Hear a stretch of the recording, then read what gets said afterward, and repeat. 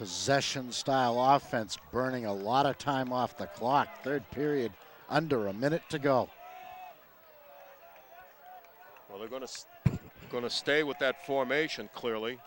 They pitch it back, this time to Bedosian, and he's got about 5 on the run. He's around the 15-yard line.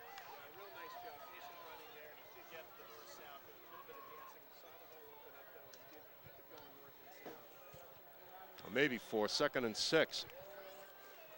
Well, 30 seconds to go in the third quarter, and Medfield knocking on the door.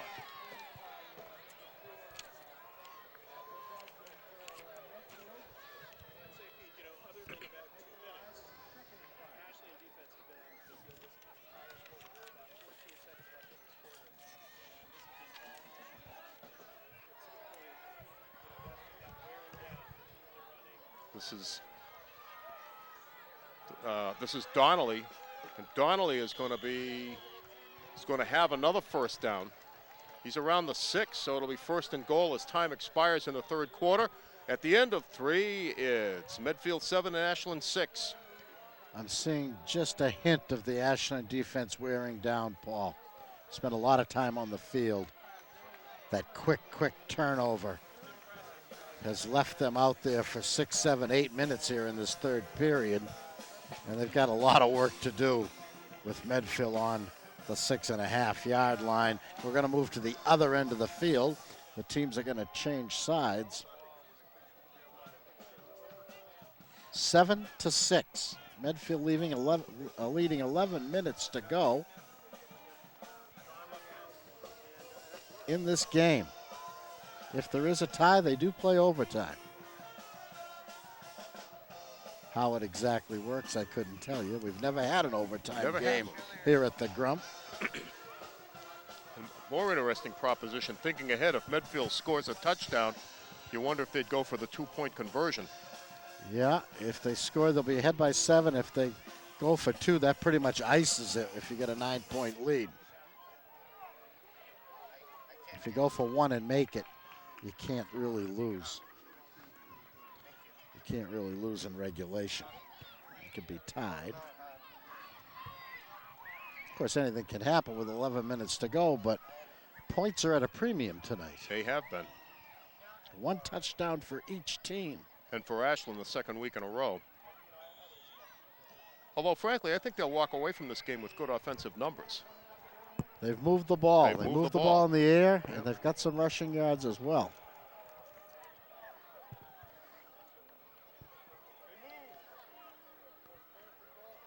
It's that 27, Paul. That's Goomis. He didn't get much. Didn't get much, if anything. It's 1st and goal from about the 6 or 7. And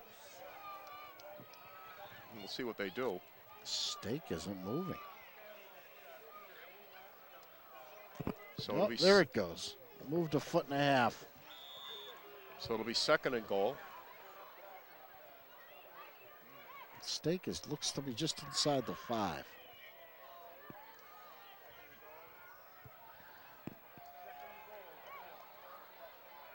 Goomis, Donnelly, and Bogosian. That's Goomis again, 27. He got to about the line of scrimmage, I think. So it'll be 3rd down. Was it Bedosian? Okay, it was Bedosian.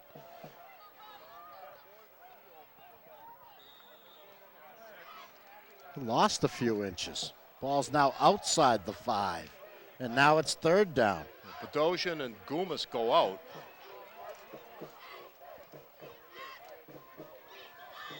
And another timeout. Call a timeout. Number 3 for Medfield. Hostovsky is back in. He served his sentence. Well, that's very suggestive, I think. He served his sentence.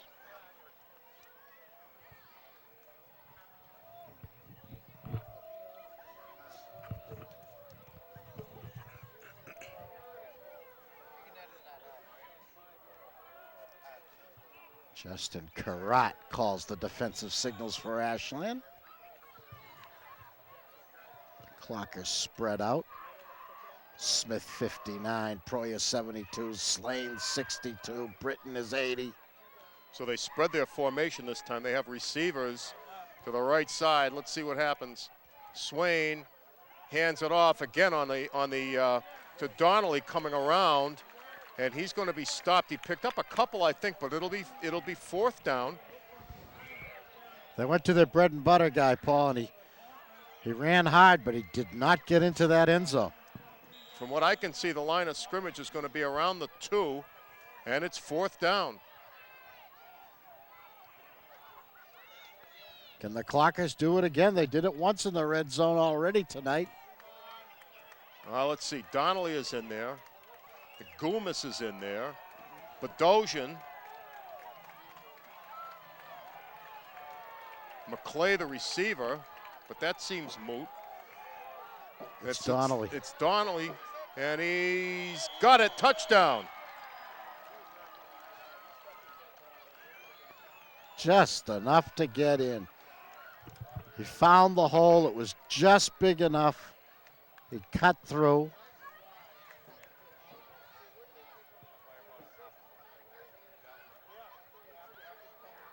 And a big touchdown for the Medfield Warriors makes it 13-6 with a point after touchdown try coming up.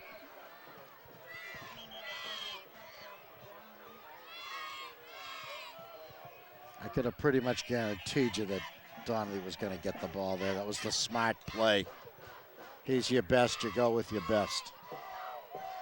And they're lining up for 2.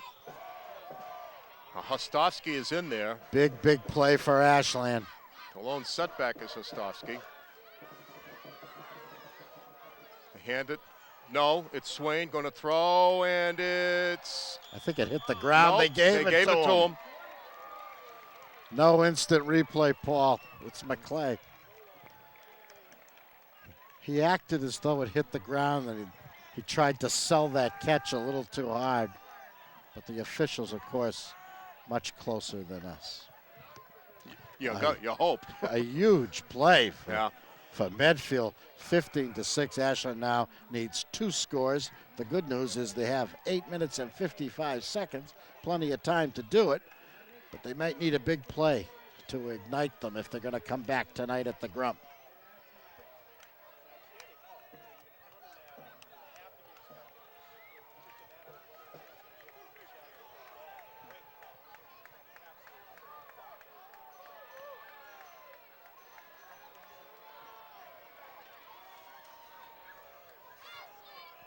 Special team coach Jay Mead, former Ashland High School great.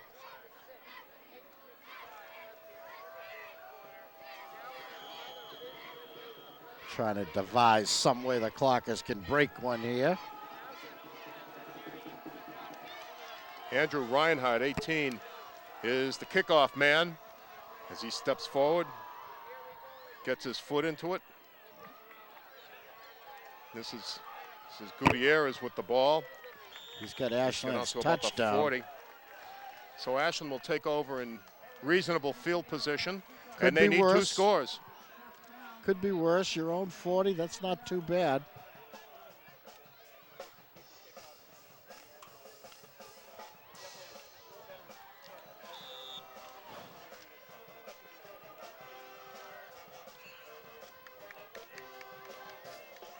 But they need yards quickly. They show receivers on both sides.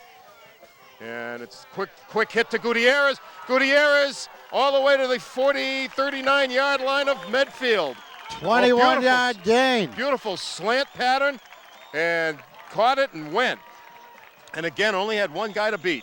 Chris Nealon delivered that ball right on the money.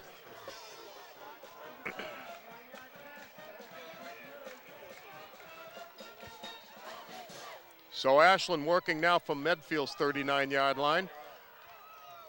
Chris well over 100 yards passing tonight. Nealon pitches it back. This is Daly. Daly is going to be hit right at the line of scrimmage.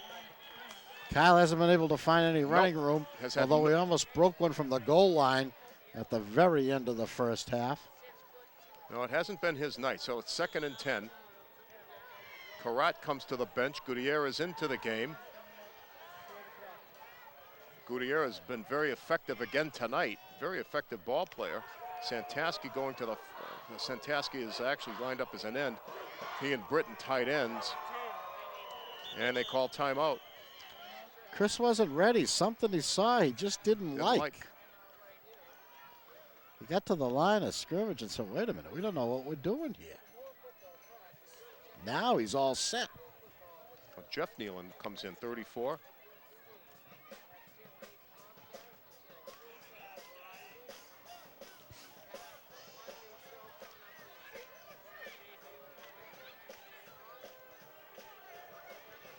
Moses Lima, the sole setback. Nealon on the count, back to throw, has time, throws, and just missed connections with Santaski. I don't know if that was a little behind him. It was. Threw a bullet, it was just slightly behind him, so it's 3rd and 10. 7:46 with the clock stopped here in the 4th quarter. And Medfield with the lead, 15-6.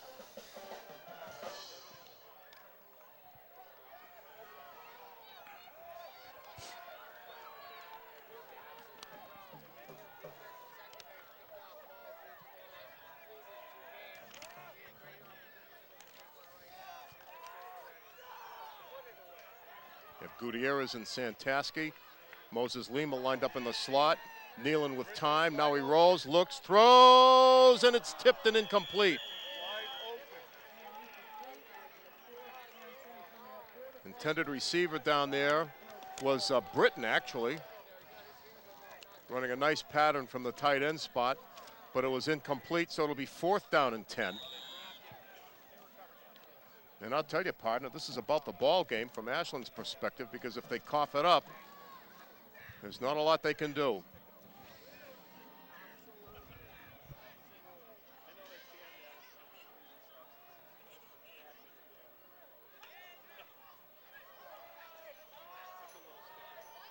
That's Sam Topliff, the sophomore at center for Ashland. What a job he's done tonight, protecting Chris Nealon and the mysterious delay of game call. I consider it one of the most unfair calls in high school football because there is no play clock visible to the players. So 4th and 15. 5 yards. The Clockers didn't need to lose. Yeah, it doesn't make it any easier. That's obvious. It was tough to begin with.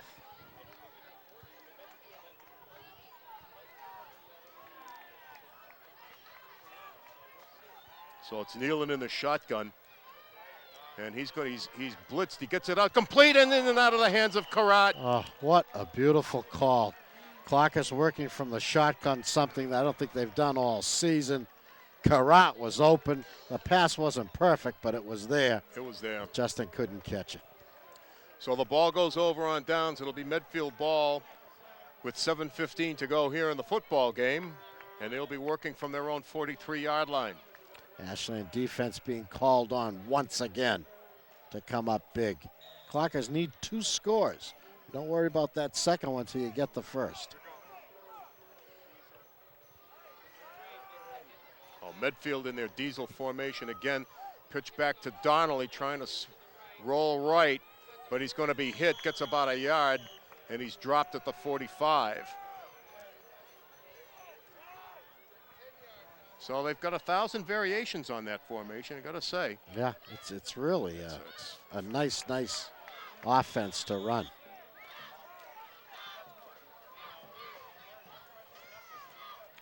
The only way to stop it is to have a defensive line so powerful that they overwhelm your line and then are in the backfield before you ever get to the fancy footwork. I think the man in motion's also very disconcerting because he's moving backwards and it's just puzzling. It's a quick handoff inside. I think it was Goomis again. This goes for about 4. Let's see as they untangle. But that was just a quick hit and bang. Let's see who it was. It was 27. That's Goomis. So it's 3rd and 5. As the clock rolling down to 6:10.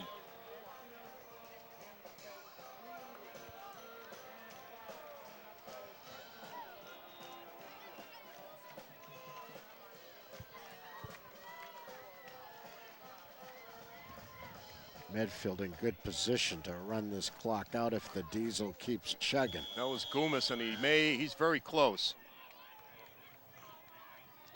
Well, another big fourth down play coming up, Paul.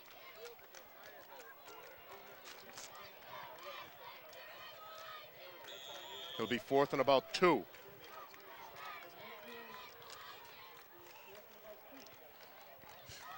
If Ashland can hold, there's life. 4th and a long 2. Now this time they spread the formation. Hostovsky is back in there. Clockers aren't buying it. Nobody back. No, they pitch back, and it's another quick kick. This is Zuccarini again. Second time we've seen that. First one died at the 1-foot line. This will not, as it's touched down around the 20, so it'll be Ashland 1st and 10. Long way to go and 5 minutes to do it. Clockers have to find some way to get into the end zone. You know, whether or not they win the game, I want to see them score just to prove that they can do it against a very good football team. Number 1, Ryan Hanrahan, also making an appearance on that punt receiving team.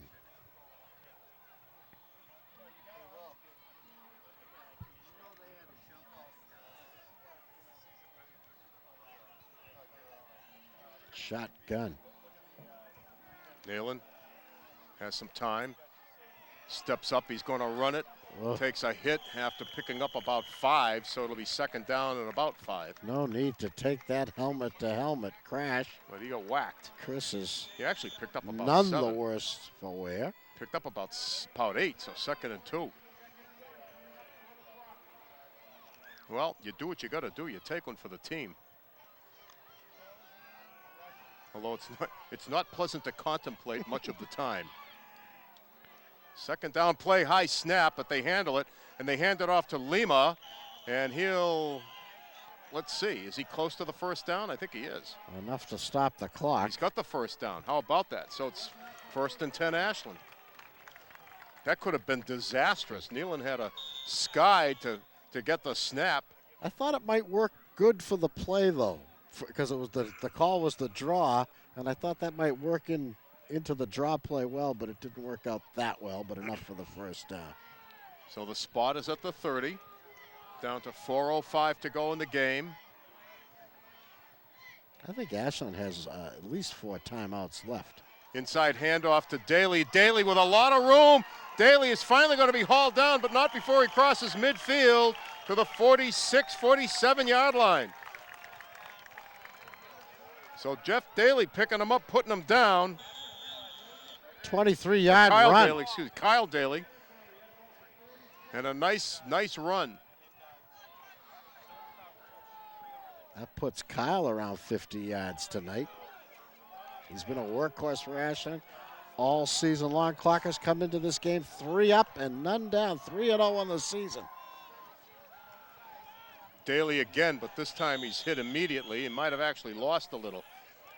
So it'll be second down.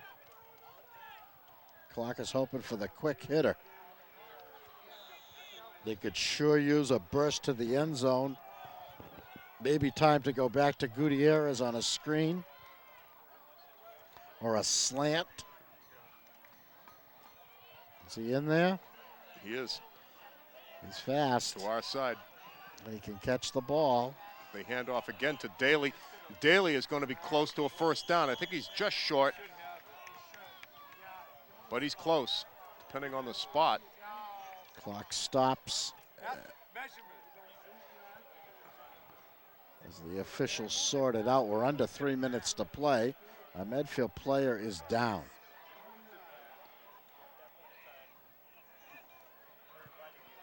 It's an official timeout. I think they're going to measure. Ball on about the 38. Medfield player was Chris Rip, number 7, who was slow getting up. I thought it was just a little short, if I had to guess, but it's going to be about a 1.5 foot short.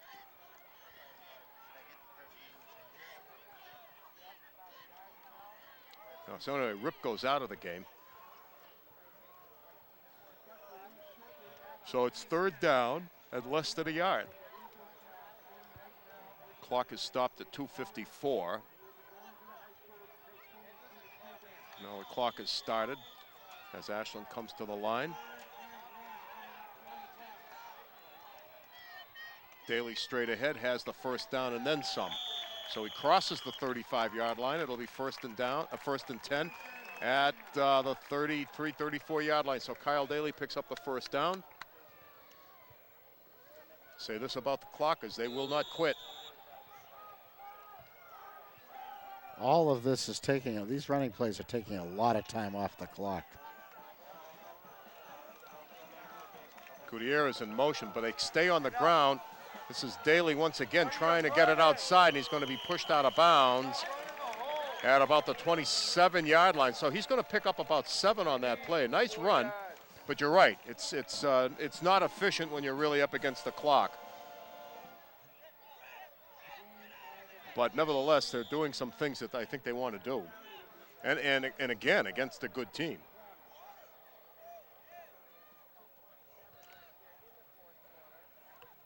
.227 to go. Medfield 15, Ashland 6. Clock is trying to make this one interesting by getting on the board here. Gutierrez in motion. They stay on the ground with Daly, and Daly has the first down. That was, did you see his head snap? Is he all right? I mean, his head turned. I thought that there could have been a face mask call, but no, it's a first down. Somebody had a piece of his helmet on that tackle, I think. But no call. So in any case, the clock running again, 2:19 to go. Ashland first down.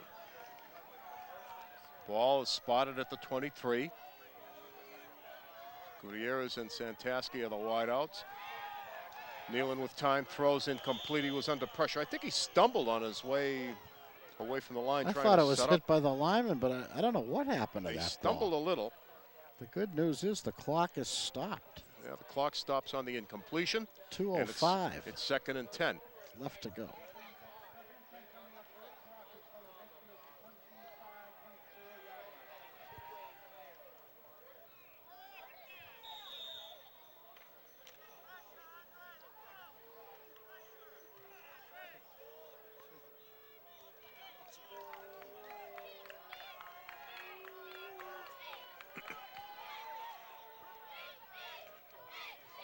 Oh, my. Oh, wow, look at that blitz.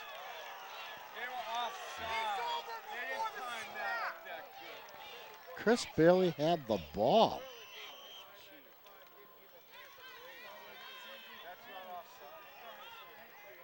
Ashland has to take a timeout. It's their third, according to the official.